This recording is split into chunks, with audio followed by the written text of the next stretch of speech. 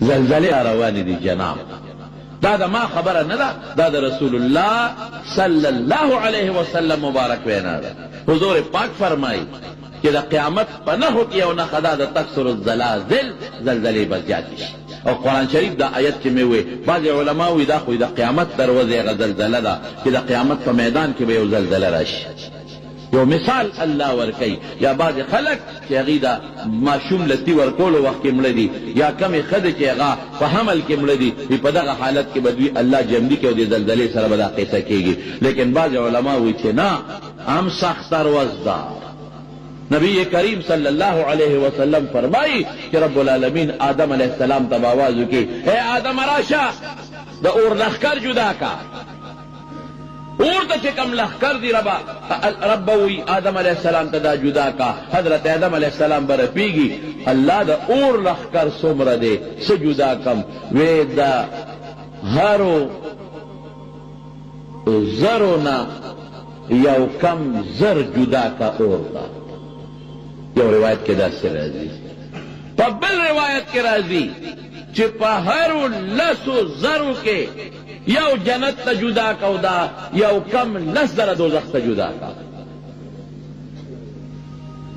اوهو صحابه په جړا شو، صحابه په جړا شو چې دا یو پکې بچ کېږي چې دا بلا څوکي.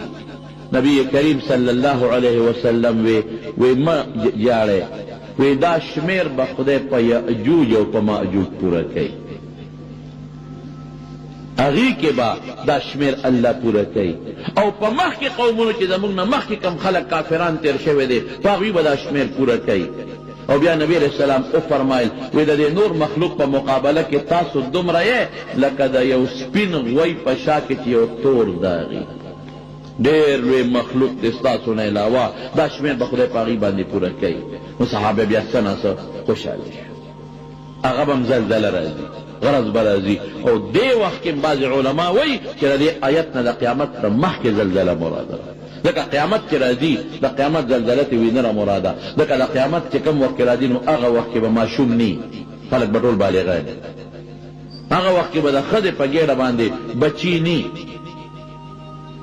ښځې به ټولې شنډې شوې وي، ماشومان به نه کېږي. او چې څومره خلک دا به بالغاني، د قیامت د راتلو وخت کې به نابالغه نی، ټول به بالغان وي. دا د قیامت نه مخکې دا خطرناکه زلزله ده. او یو حدیث پاک کې راځي، الله دې مونږ وساتي، وی دغه زلزله چې کله راشي که نه، دا زلزله نو وی د ښار دا خلک به دې بانډو ته منډې کړي، ځنګلونو ته به منډې کړي، او د ځنګل درندګان به ښارونو ته را منډې کړي. دا چې څومره زمري دي او دا څومره شرمخان دي او دا څومره اتیان دي، دی به په ځان نه پوهېږي، دی به ښارونو ته را منډې کړي. ګډې چیلې او څاروي شرمخان به یو ځای سرېږي. اوهو دا څه وشو، په یاد په ځان به نه پوهېږي. او د حاملې ښځې نه بچې غورځېږه، او چې پی ورکوي بچې لاندې غورځوه، یو شور به، یو منډه به، یو غوبل به. زمارونو دا د خدای طاقت دی، د خدای قدرت دی. الله ته دا ټول مخلوق داسې دی، داسې لکه ما او تا ته میږي نه هم زیاته.